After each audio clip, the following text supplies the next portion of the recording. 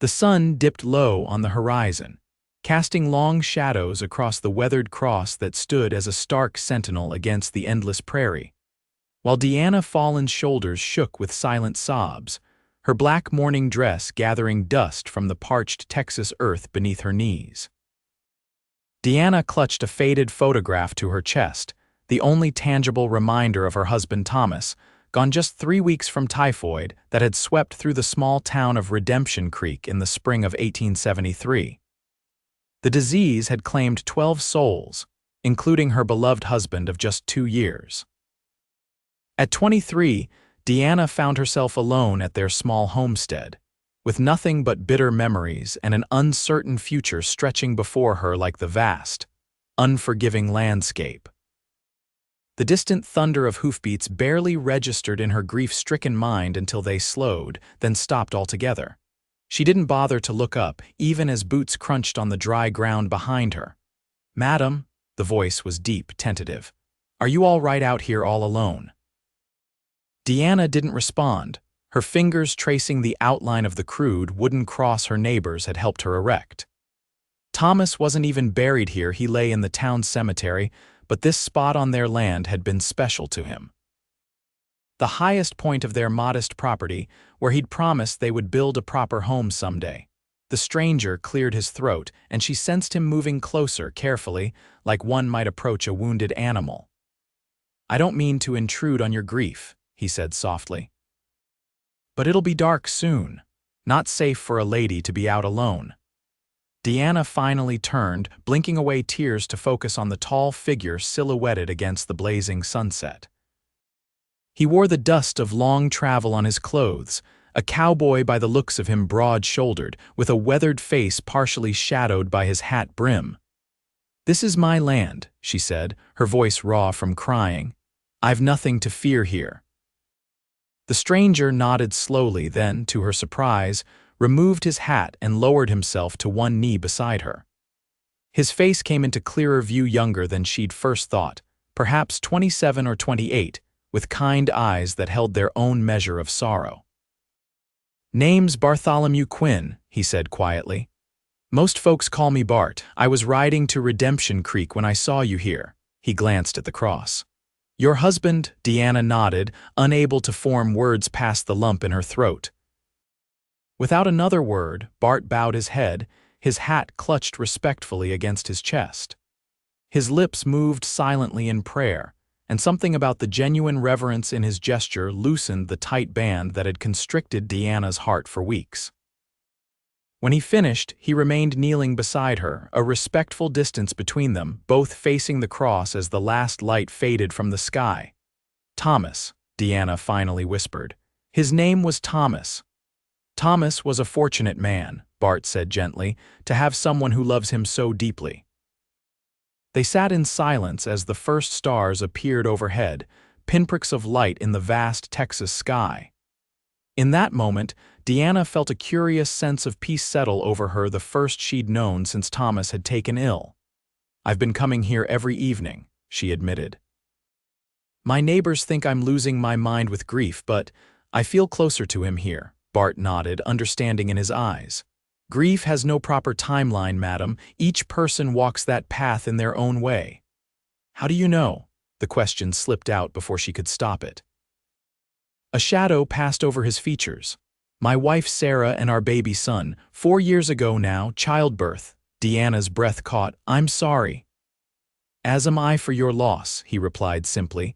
The darkness had grown complete now, the prairie coming alive with the sounds of night creatures. In the distance, a coyote called, its lonely howl echoing Diana's own desolation. "I should get you back to your home," Bart said, rising and offering his hand. Diana hesitated before accepting it, allowing him to help her to her feet.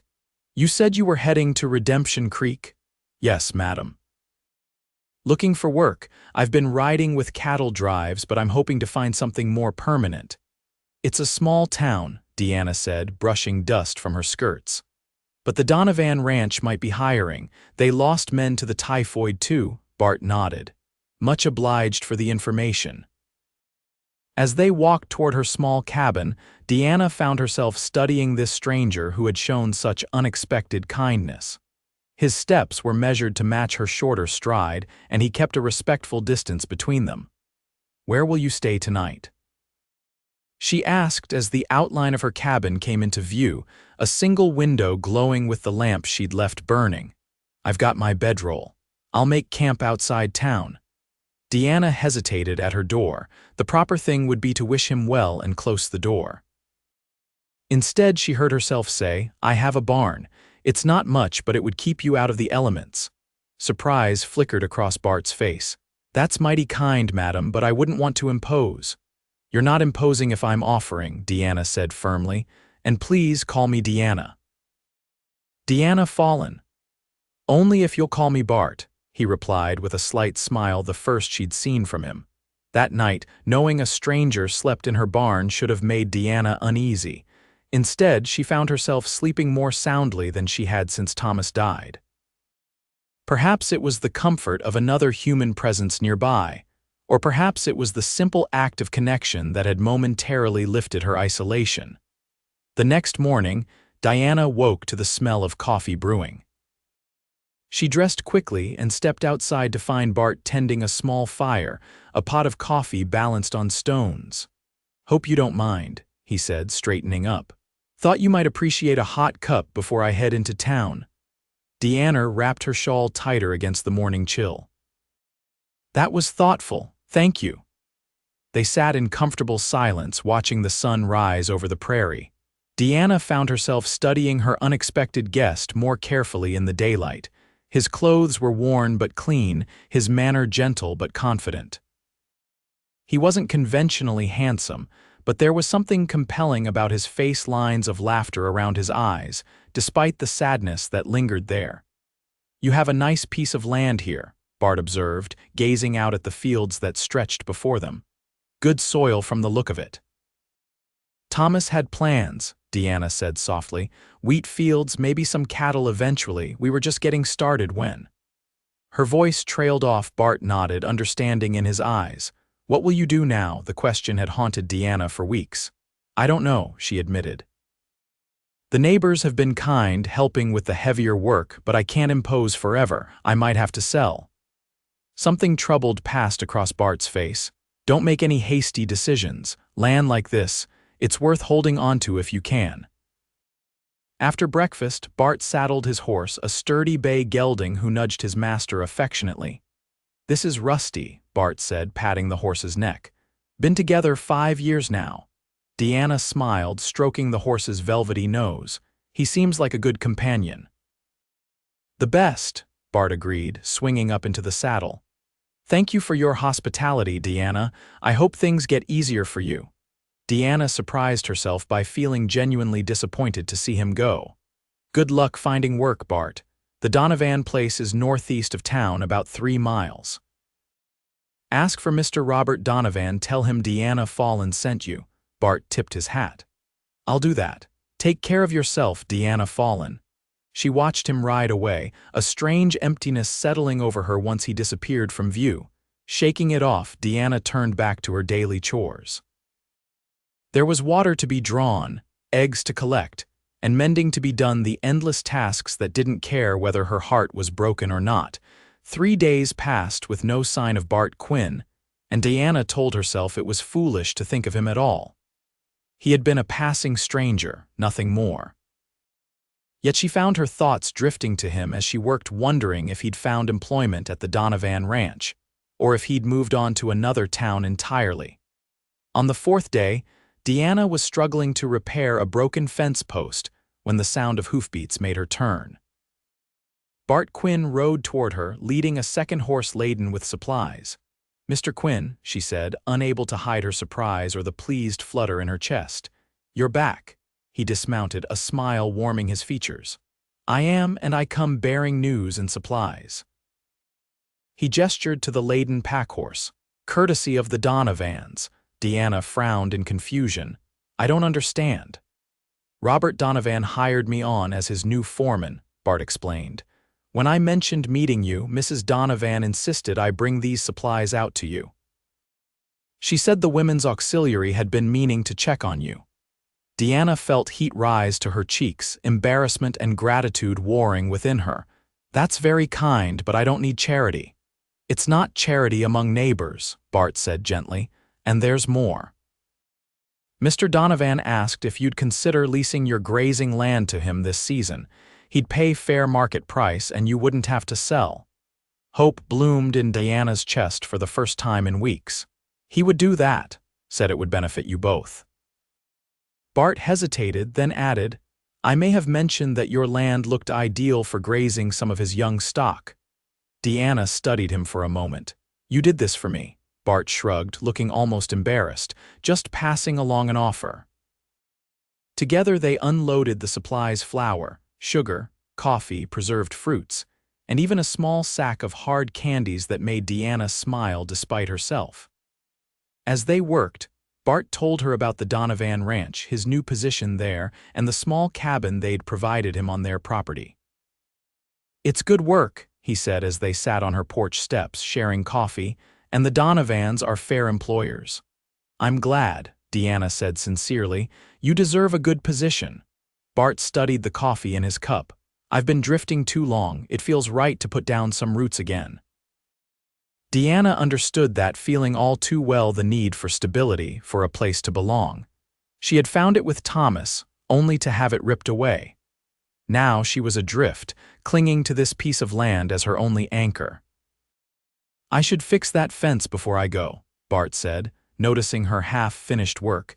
Diana started to protest, but Bart was already rolling up his sleeves. She watched as he expertly repaired the damaged section, his strong hands making quick work of what would have taken her hours.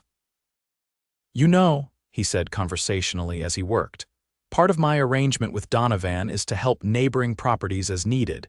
If you decide to lease your grazing land, I'd be maintaining the fences anyway. Diana raised an eyebrow. Is that so? Just part of the job, he said with a small smile. That evening, Bart stayed for supper, and Diana found herself talking more than she had in weeks. She told him about growing up in Missouri, about meeting Thomas when he passed through her hometown on business, about their whirlwind courtship and decision to start fresh in Texas. We had such plans, she said softly as darkness fell.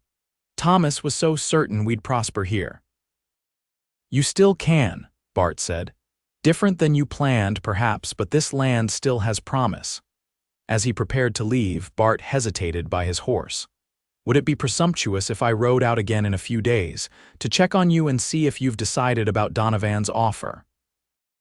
Diana felt a smile, a genuine smile tug at her lips. Not presumptuous at all. I'd welcome the company. Over the next few weeks, a pattern emerged. Bart would ride out to Diana's homestead every few days, always bringing some small item, a book from Mrs. Donovan's library, fresh vegetables from the ranch garden, news from town. Each time, he found some work that needed doing around her property, mending fences, reinforcing the barn door, patching a leak in her roof. Diana found herself looking forward to his visits with an eagerness that both surprised and troubled her. It felt disloyal to Thomas, this growing attachment to another man. Yet something about Bart's quiet strength, his gentle patience, and the understanding in his eyes when she spoke of her grief drew her to him. Spring bloomed fully across the prairie, painting the landscape with wildflowers and fresh green grass. Diana had accepted Robert Donovan's offer to lease her grazing land, providing her with enough income to maintain the homestead while she decided what to do next. On a particularly fine May afternoon, Bart arrived with a basket from Mrs. Donovan. She thought you might enjoy these cuttings for your garden, he explained as Diana examined the small plant starts nestled inside. That's thoughtful of her, Diana said, genuinely touched. She had been considering planting a small kitchen garden, but hadn't yet gathered the necessary starts. Together they worked the soil beside her cabin, their hands occasionally brushing as they planted the delicate seedlings. Diana was acutely aware of Bart's presence beside her, his controlled strength, the scent of leather and sunshine that seemed to cling to him.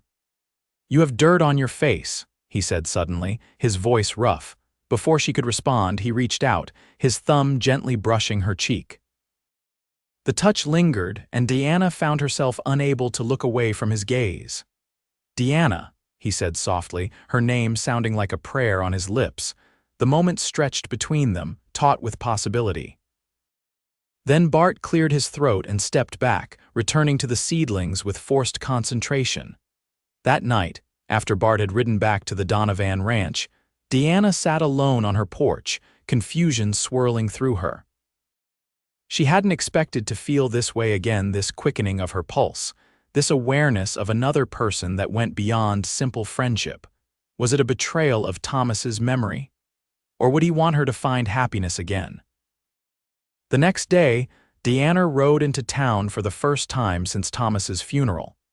She needed supplies, yes, but more than that, she needed to speak with someone who might understand her conflicted feelings. She found herself at the door of the local minister's widow, Eleanor Parker, a kind woman in her 60s who had lost her husband years before. Eleanor welcomed her with open arms.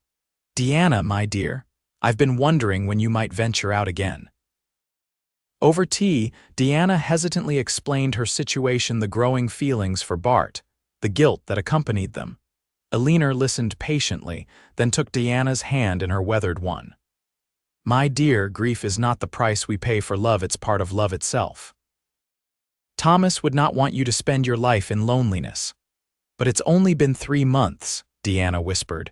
There is no proper timeline for the heart, Eleanor said gently. Some widows remarry within months, others never do. What matters is what feels right to you. Diana left Eleanor's house with a lighter heart, though still uncertain. As she loaded her purchases into her wagon, a commotion down the street caught her attention. A group of men had gathered outside the saloon, voices raised in anger. Diana moved closer, curiosity overcoming her natural caution. To her surprise, she recognized Bart among them, facing off against 3 rough-looking men. "I said leave the lady alone," Bart was saying, his voice firm but controlled. One of the men, tall, with a jagged scar across his cheek, stepped forward menacingly. "And I said mind your own business, Quinn. What's it to you how we talk to the saloon girls? Every woman deserves respect," Bart replied evenly. "Now walk away before this gets ugly." The scarred man laughed, a harsh sound that sent a chill down Diana's spine. Big talk from a man who couldn't even protect his own wife. The words struck like a physical blow. Diana saw Bart flinch, then go completely still. When he spoke again, his voice had dropped dangerously low. "You don't speak of her, ever." The tension in the air was palpable. Diana could see where this was heading toward violence that could end with Bart seriously injured or worse. Without thinking, she pushed through the gathering crowd. "Bart," she called out clearly, "there you are. I've been looking everywhere for you." All eyes turned to her. Diana fought the urge to shrink under their gaze, instead lifting her chin and walking directly to Bart's side. "Mrs. Donovan is waiting for us," she continued, linking her arm through his. "We shouldn't keep her waiting." Bart stared at her in surprise but quickly recovered. "Of course," he said, allowing her to tug him away from the confrontation. The scarred man called after them, "This isn't finished, Quinn."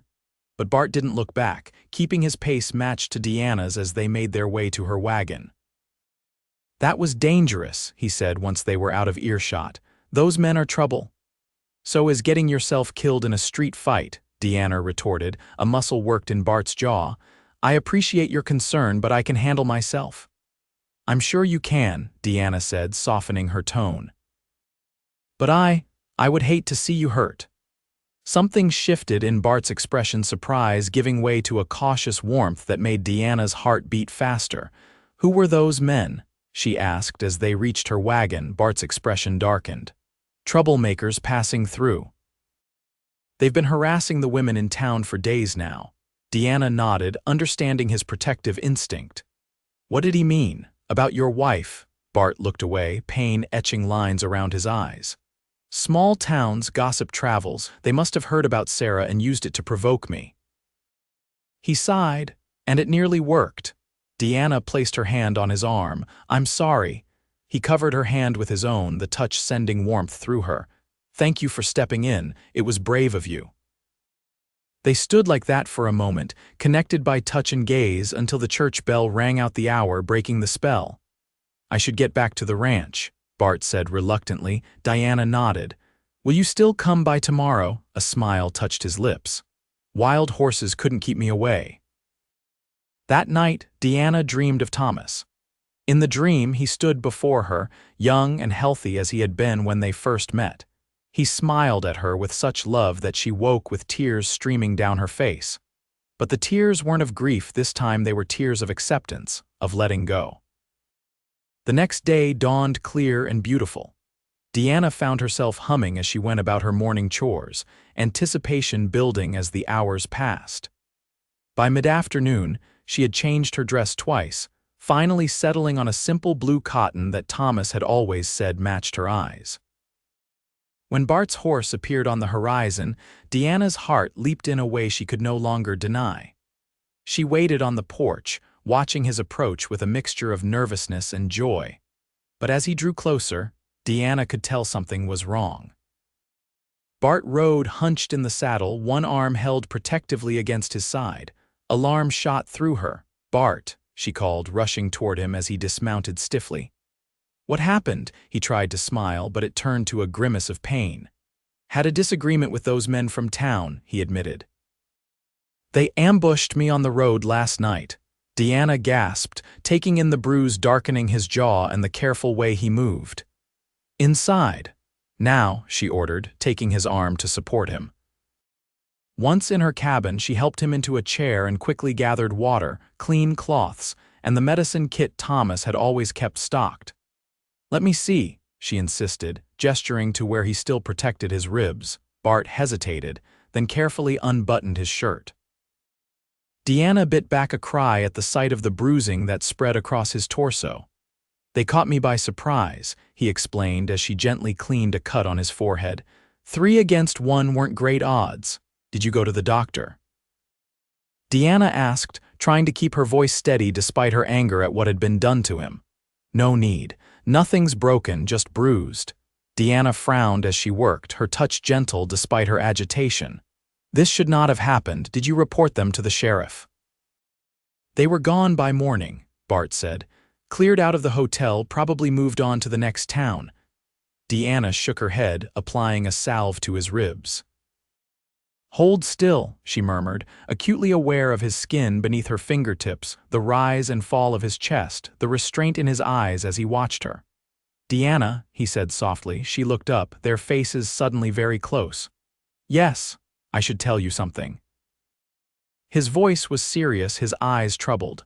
"Those men, they knew things about me, things I haven't told you." Deanna's hands stilled, but she didn't pull away. "What things?" Bart took a deep breath, wincing slightly at the pain it caused. "Before I came here, I was the sheriff in a small town in Colorado. Sarah and I were happy there, but then a gang came through, robbers who'd been terrorizing towns across the territory." He paused, the memory clearly painful. "They robbed the bank while I was out of town checking on an outlying ranch. By the time I got back, they'd killed 2 people, including the deputy. Sarah was at the doctor's office that day. She was 8 months along with our son." Deanna's heart sank, knowing what was coming. "Oh, Bart." "They took her hostage during their escape," he continued, his voice hollow. "I tracked them for 3 days. When I found them, Sarah had she'd gone into labor early from the stress. They'd left her alone in an abandoned cabin. She and the baby both died before I could get help." Tears welled in Deanna's eyes. "I'm so sorry." "I hunted down every last one of them," Bart said, a hardness entering his voice that she hadn't heard before. "And when it was done, I couldn't go back to being sheriff. Couldn't even stay in that town where everything reminded me of them." "So you became a drifter," Deanna said softly. Bart nodded. "Until I came here, until I met you." His eyes met hers, vulnerable and open. "Deanna, I never expected to feel this way again. I thought that part of me died with Sarah, but being with you." Deanna's heart hammered in her chest. She knew exactly what he meant: the surprise of finding connection when you believed yourself permanently disconnected, the guilt mixed with hope, the fear of loss battling with the desire to live fully again. "I understand," she whispered. "When Thomas died, I thought my life was over too. I couldn't imagine ever feeling anything but grief again." She touched his face gently. "But then you knelt beside me at that cross and something changed." Bart covered her hand with his own. "I don't want to rush you. I know it hasn't been long since Thomas." Diana shook her head. "Time passes differently in grief. Sometimes a day feels like a year, sometimes months feel like moments." "What are you saying?" Bart asked, hope and caution warring in his eyes. "I'm saying that my heart recognizes something in yours," Diana said slowly, "something that feels like possibility." Bart's gaze searched her face. "Diana," he whispered, leaning forward despite his injured ribs. Their first kiss was gentle, tentative, the careful exploration of two people who had known profound loss, now taking a chance on love again. When they parted, Diana rested her forehead against his, eyes closed, savoring the moment. "Stay," she whispered. "You're in no condition to ride back to the ranch tonight," Bart nodded. "I'll sleep in the barn." Diana cut him off with a shake of her head. "The sofa will be more comfortable for your ribs." That night, with Bart sleeping just across the room, Diana lay awake listening to his steady breathing. She touched her lips, still feeling the gentle pressure of his kiss. For the first time since Thomas died, the future didn't loom as an empty, pointless expanse. Instead, it held possibility, the chance for a new kind of happiness that didn't erase what came before but built upon it. Over the following weeks, Bart and Diana's relationship deepened. He continued working at the Donovan Ranch but spent most of his free time at Diana's homestead. Together, they planted her fields with wheat, repaired the chicken coop, and expanded her small garden. Sometimes they worked in comfortable silence. Other times they shared stories of their pasts, learning each other's histories piece by piece. In town, their growing attachment did not go unnoticed. Some whispered that Diana had moved on too quickly from Thomas, but Alina Parker defended her fiercely. "Life is for the living," the older woman declared loudly in the general store when she overheard such gossip. "And those two have both seen enough sorrow to recognize happiness when it finds them."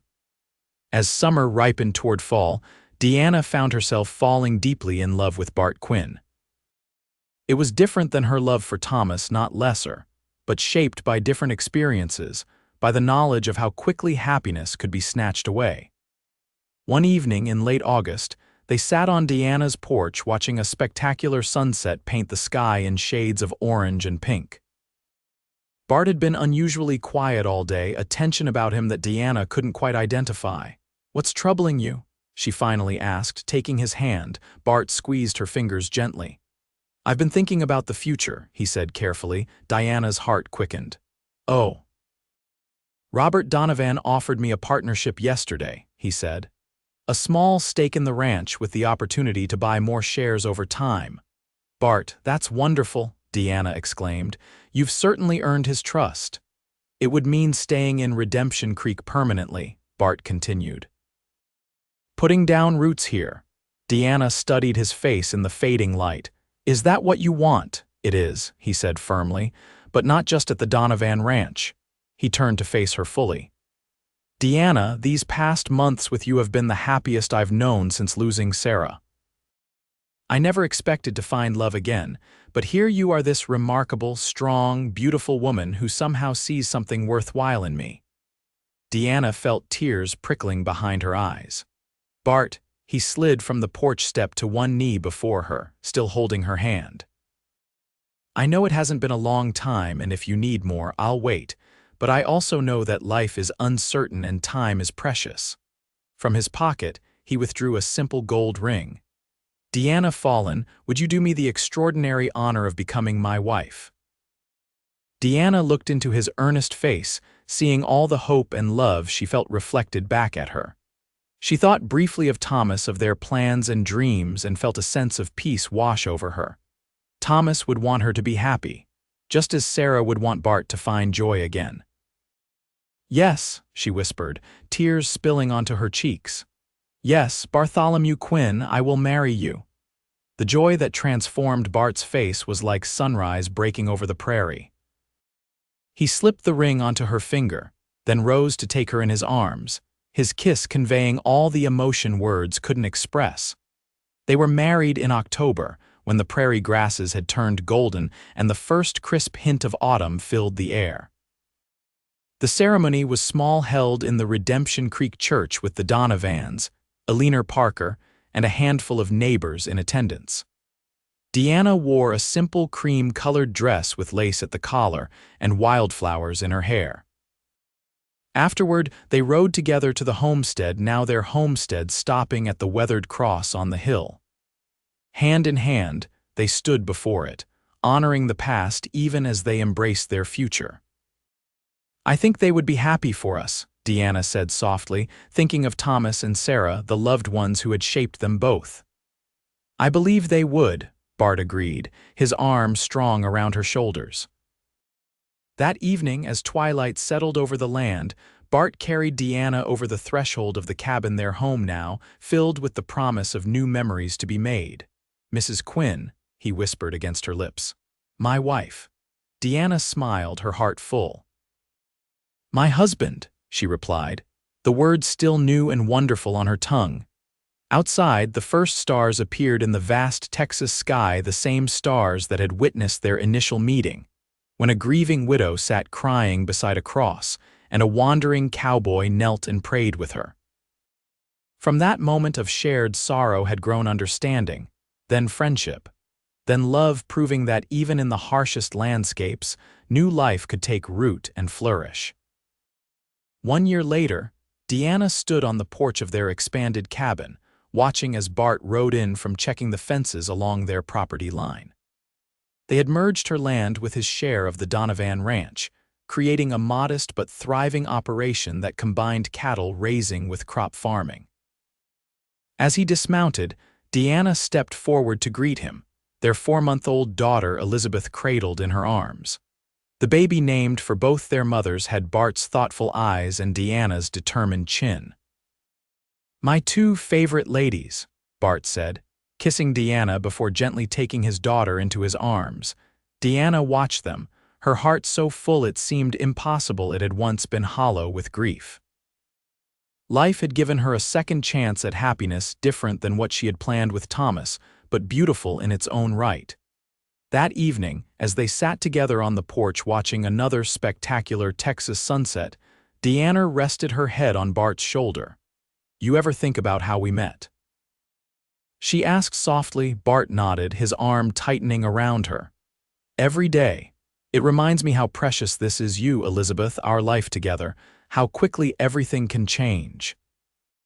For better as well as worse, Diana murmured, looking out at the land they had nurtured together, at the future they were building. In the distance, the old cross still stood on the hill, not as a marker of endings, but as the beginning of something neither of them had expected to find again. A love born from shared grief, strengthened through understanding, and now flourishing under the vast Texas sky that stretched endlessly above them, full of stars and possibilities.